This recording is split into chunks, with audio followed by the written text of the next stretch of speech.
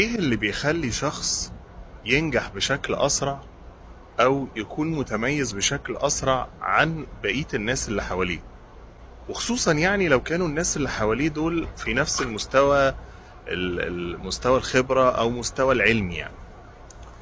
حاجة واحدة، هي انه بيعرف او عنده مقدرة انه يقدم نفسه بشكل كويس، يعرض فكرته بشكل كويس، يتكلم عن موضوع او عن الشركة او عن برودكت او عن خدمة بشكل كويس.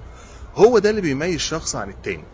لان انا ممكن يكون عندي فكرة وفي شخص تاني عنده نفس الفكرة، لكن هو عرف يعرضها صح.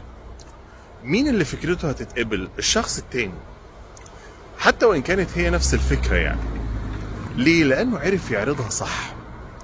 فانت عشان تكون شاطر او عايز تنجح او تتميز في شيء معين او تختلف عن الباقيين، لازم تكون بتعرف تتكلم صح، عندك مقدرة ان انت تتعامل مع جميع انواع البشر، عندك القدرة والعلم ان انت يخليك ان انت تتكلم عن موضوع معين بطريقة معينة تجبر اللي قدامك ان هو يبقى عايز يستمع لها.